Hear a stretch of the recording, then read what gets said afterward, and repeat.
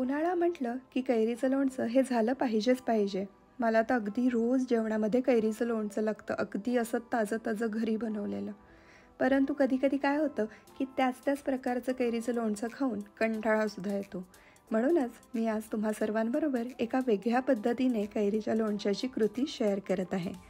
तुम्ही ही रेसिपी नक्की ट्राय करा आणि मला कमेंटमध्ये जरूर कळवा की तुम्हाला ही रेसिपी कशी वाटली ते. आणि हो, चॅनलला जर सबस्क्राईब केलं नसेल तर करा बरं पटकन सबस्क्राईब. नमस्कार, टिट विथ डेलिकसी या यूट्यूब चॅनलमध्ये तुम्हा सर्वांचे खूप खूप खूप मनापासून स्वागत आहे. चला तर मग रेसिपीला सुरुवात करूया. साहित्यामध्ये मी इथे 2 मध्यम आकाराच्या कैऱ्या घेतलेल्या आहेत. त्यानंतर इथे लिंबू आणि हिरवी मिरची लोणच्याचा मसाला घेतलेला आहे. चवीप्रमाणे मीठ, 10 ते 15 हिरव्या मिरच्या आणि फोडणीसाठी मोहरी घेतलेली आहे. तर सर्वप्रथम आपण ज्या कैऱ्या घेतल्या आहेत त्यांचं साल काढून घेऊया. या कैऱ्या मी स्वच्छ धुवून पूर्णपणे कोरड्या करून घेतल्या आहेत. कैरीची सालं काढून झाली आहेत. तर आता या कैऱ्यांना आपण मस्तपैकी बारीक किसून घेऊया.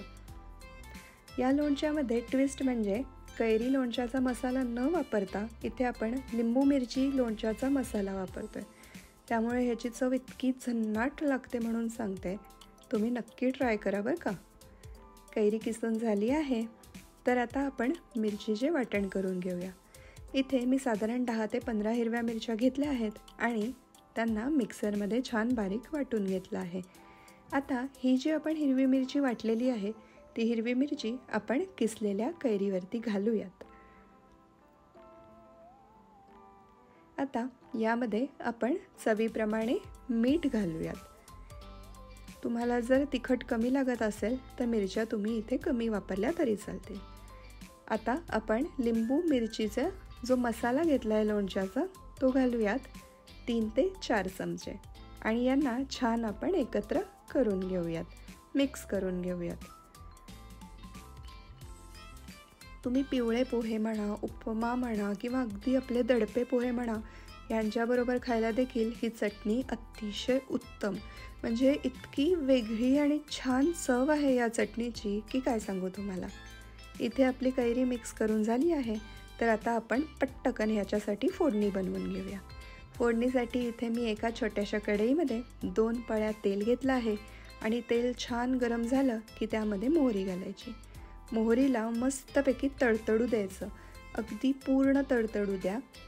जर मोहरी तडतडली नाही आणि ती दाताखाली आली तर अगदी कडसर चव लागते बघा. त्यामुळे मोहरीला छान तडतडू द्यायचं आणि या फोडणीला पूर्णपणे थंड होऊ द्यायचं.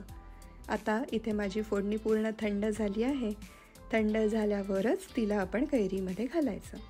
त्यामुळे मी इथे ही फोडणी कैरीवर घातलेली आहे आणि आता या कैरीला आपण छान एकत्र करूयात, मिक्स करून घेऊयात. तर असं आपलं भन्नाट चवीचं वेगळ्या पद्धतीने बनवलेलं कैरीचं लोणचं तयार आहे. खरंच सांगते, ही रेसिपी तुम्ही नक्की ट्राय करा. मला विश्वास आहे तुम्ही या रेसिपीच्या प्रेमात पडाल आणि पुन्हा पुन्हा पुन्हा पुन्हा बनवून खाल ह्या प्रकारचं लोणचं. तर अशा छान छान रेसिपीज बघण्यासाठी चॅनलला सबस्क्राईब करा. भेटूयात पुढच्या व्हिडिओमध्ये. खा प्या मजा करा. Thanks for watching.